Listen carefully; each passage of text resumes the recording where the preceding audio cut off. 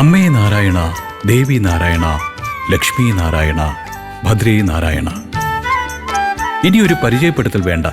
അതെ, ചോറ്റാനിക്കര ശ്രീ ഭഗവതി ക്ഷേത്രം മകൻ തൊഴൽ കാഴ്ചയ്ക്കായി ഭക്തലക്ഷങ്ങൾ ഓടിയെടുക്കുന്ന സുവർണ നിമിഷങ്ങൾ. അമ്മേ അമ്മേ അമ്മേ ചോറ്റാനിക്കരയമ്മേ, അമ്മയെ കാണാൻ വന്നു ഞാൻ, അമ്മയെ തൊഴുതങ്ങു നിന്നു. അമ്മേ അമ്മേ അമ്മേ ചോറ്റാനിക്കരയമ്മേ, അമ്മയെ കാണാൻ വന്നു ഞാൻ, അമ്മയെ തൊഴുതങ്ങു നിന്നു.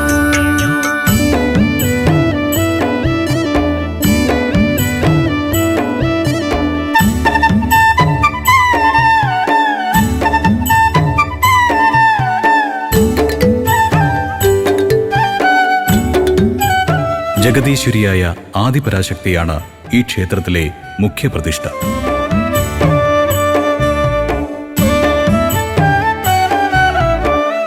വിശ്വപ്രസിദ്ധമായ മകം തൊഴൽ മഹോത്സവം വളരെ മനോഹരമായി സംഘടിപ്പിക്കാൻ സാധിച്ചു എന്നുള്ളതിൽ കൊച്ചിൻ ദേവസ്വം ബോർഡിന് കൃതാർത്ഥതയുണ്ട്. ഈ മകം തൊഴാൻ എത്തിച്ചേർന്ന മുഴുവൻ ഭക്തജനങ്ങൾക്കും ദേവസ്വം ബോർഡിൻ്റെ എല്ലാവിധ ആശംസകളും അർപ്പിച്ചുകൊള്ളുന്നു.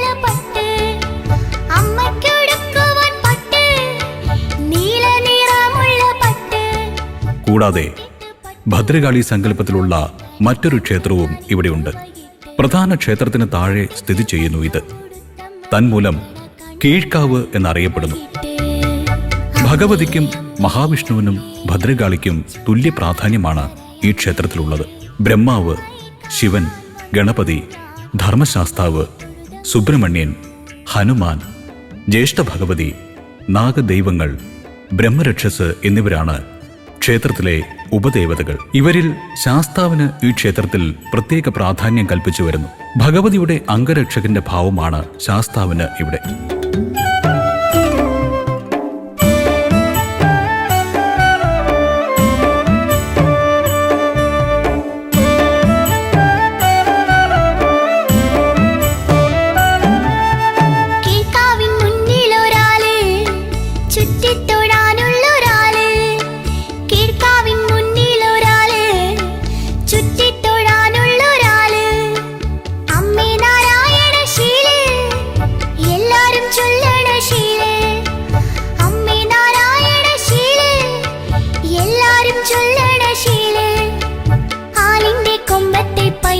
ചുണ്ടിലും കേട്ടു ഞാനാ നല്ല ശീലേ, ആലിന്റെ കൊമ്പത്തെ പൈങ്കിളി ചുണ്ടിലും കേട്ടു ഞാനാ നല്ല ശീലേ.